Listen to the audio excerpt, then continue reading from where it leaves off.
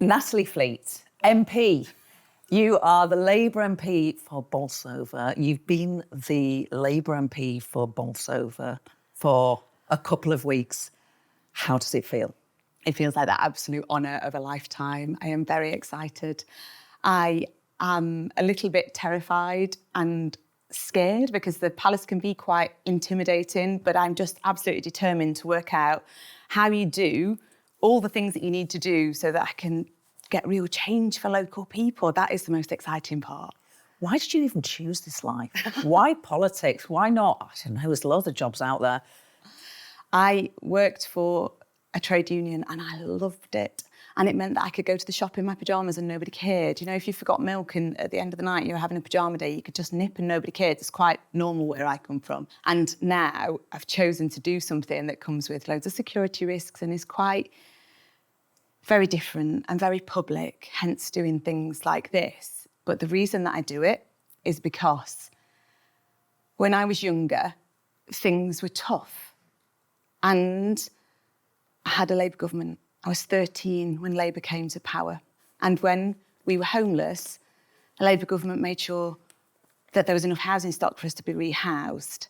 And then when I had my first child at a very young age, I could send her to a Sure Start nursery. I could carry on, go to university with a first in the family scholarship. I could work in a minimum wage job. I could send my children, because I've got 2 by then, to a Sure Start nursery.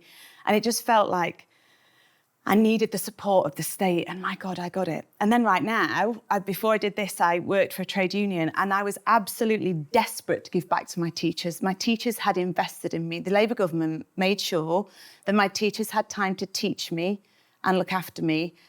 And I then saw that I was paying taxes and they weren't being invested in young children like me or teachers. We needed a new government.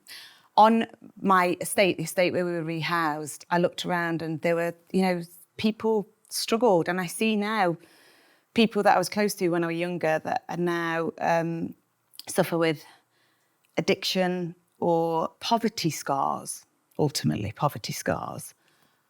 And what poverty has done to me is meant that I work and work and work and work and work. And you have poverty scars? Do you have poverty? Do you feel like you have? Oh, yeah. So when somebody knocks on the door, it's hilarious because I knock on people's doors, but if somebody knocks on my door, I won't answer it because I'm still scared it's the bailiffs. It's that what happens to you in your childhood stays with you. And when we were little, I felt like we were struggling, but we were an exception, whereas now it's 1/3 of children in every class. Okay. And in areas in Bolsover, it's more than that. And it's absolutely heartbreaking. And so therefore, I could either be angry about what's happened over the past 14 years, sad and feel powerless, or I could come into Parliament and try and do something about it. I mean, what an honour. You talked about you became a young mum. Yeah. How young? I was 15 when I got pregnant. That's really hard. Yeah. You're not the only 15-year-old to get pregnant, but for every 15-year-old who becomes pregnant, that is tough. You become a mum at 16. Yeah. Yeah, and we had the highest teenage pregnancy rates in Europe, so I definitely didn't feel like I was on my own. And the last Labour government implemented a teenage pregnancy strategy, so it meant that... I'm going to stop you talking about politics, Natalie. Stop. Sorry. You can do that in loads of interviews that are going to come. Okay. But I want to know, you're 15 years old, you get pregnant, you're a mum at 16. Yeah. This is not a common story in Parliament. Yeah. It's not completely unique, but it is certainly not common. That is a lot of responsibility on a 15-year-old's shoulder. Mm-hmm. So she's 23 now. Wow. And she is the absolute love of my life. Not enough people think we're sisters. I would like that to happen more for anybody watching that would like to call her my sister. I am so proud of everything she is. I am thrilled. She makes me proud every single day. Her 2 dogs, her 3 goats and her chickens in her own home. And I'm so proud of her. But at the time, when I was 15, I felt full of shame and guilt and responsibility. And all I was determined to do is make sure that she had a life that was as good as she would have had to any age parent. That was what I was determined to do. I didn't think about me or the impact. Now, 23 years later, I look back and I think, that wasn't okay. That was an older man that was potentially, I mean, now we have labels like grooming that we didn't have then. I didn't know we were having unprotected sex. You know, I was a child, and this is statutory rape. You know, at the time, this isn't something that we're talking about. It's not how I saw myself. I saw myself as, you know, at 15, you definitely think you're old enough to do all these things. But another thing that I can do, now I'm here, is I really want to be a voice for all of those people, all of those women that have children in far from ideal circumstances. So I wanted to talk to her about where she came from and about what happened. And it was really difficult for me to say to her, I don't think this was entirely consensual, and I think I might have been groomed, and I don't think this is an appropriate relationship. She took it really well. But what I did is I Googled in advance just some tips, just a fact sheet on how to, just something about children conceived via rape, statutory or otherwise. And I found nothing. I found absolutely nothing. I found out there were fact sheets about rape being used as a war crime. There was nothing, there was no acknowledgement that it happens in the UK.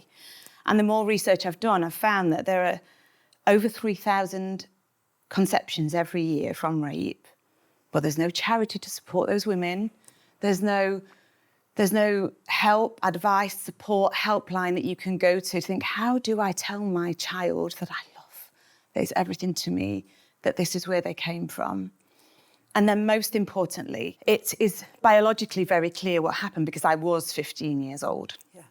And he was older, and I can prove where she came from. So that's statutory rape. But there are so many women that this happens to. There's 3,000 that we estimate it happens to a year, which is probably the tip of the iceberg, that don't speak about it, that don't say because they know they won't be believed. And then even if by some miracle we move to a society where women were believed, once you say, this is your child, then that man can come and have access to that child. It doesn't matter how that child was conceived. Even if you prove it's rape, that man can have access to that child and help to bring it up. And that's absolutely terrifying. This is a perpetrator that has hurt the mother that can then have access to the child. And again, I think that having a platform in Parliament to be able to talk more about it and do something about it is actual honour of a lifetime. You may or may not want to answer this, by the way. As you are describing what happened to you, my whole body is just shaking to hear about that part of your life story. Are you in touch with that man? No. So he hasn't wanted access to your daughter, no, thankfully. But it is the fact that he technically could. Yes. That is something that you want to turn into a campaign. Yes. He told me to have an abortion at the time. He never met her. He never wanted anything to do with her. And he was very dismissive. And he told me many times that he knew lots of ways that he wouldn't have to pay a penny towards her because all his friends had already evaded CSA all of their children's lives. And agency. Yeah, and he would do the same. And he was very intent on telling me all the ways that he wouldn't contribute to her life. I thought, I don't need you to. But I didn't realise how lucky I was at the time because the fact that he didn't want anything to do with her life was a good thing, because if he had wanted something to do with her, he could have, regardless of the way she was conceived. And is that your mission? You'll have many missions, but that is a very, very deeply personal mission, which you may be the first, according to my own recollections, to speak out about it. This is your mission to make sure that women like you are supported, that the person who has caused harm to the mum do not have access to the child. Yeah, and that child, that precious, wonderful miracle of a child, has support about being comfortable with where they come from. How do you overcome something like that? How often are you traumatised by it?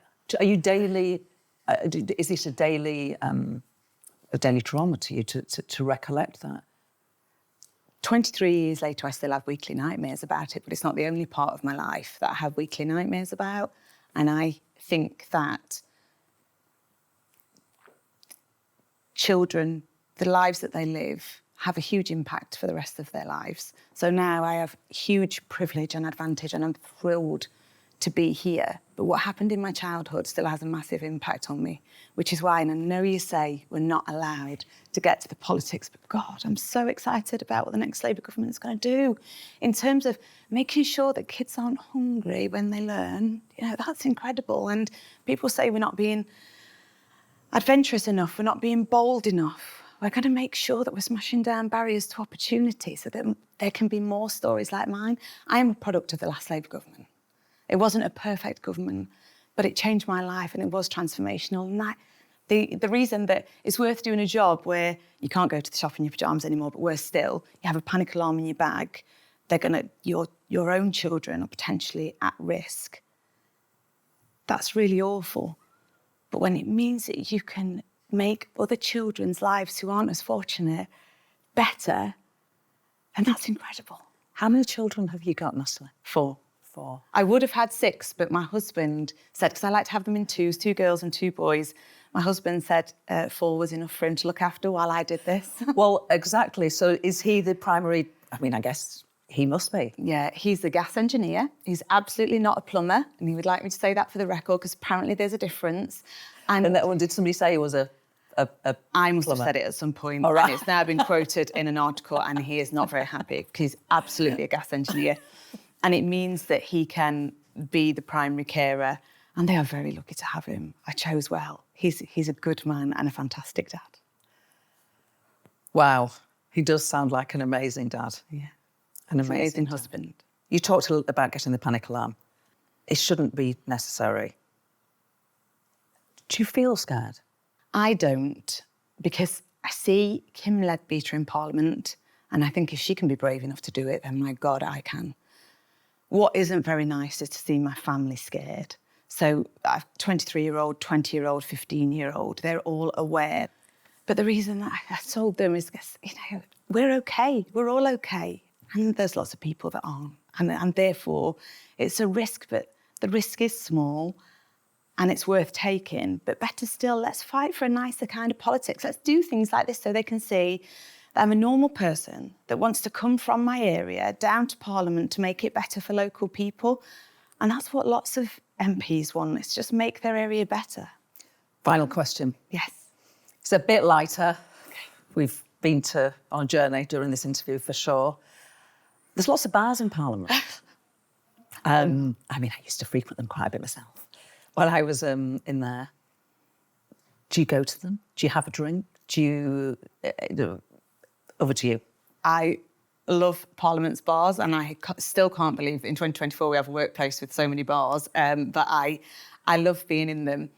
What I realised that I had to do is that I noticed that, you know, with all of this trauma that we've spoken about, addiction is something that I felt was a real risk for me. I heard what Alistair Campbell said about the bars in Parliament. I knew the pressures I was coming into. And 2 years in October, I haven't had a drink, and I now love and enjoy the bars, and I can have a 0% beer and enjoy it with everybody else, knowing that I'm not going to be the one that headbutts the Tories or anything like that. Natalie Fleet, you are the first interview of this new generation of MPs. I feel very lucky that you are the first. And I also feel that Parliament is lucky to have you on those green benches. Natalie Fleet, MP for Bolsover.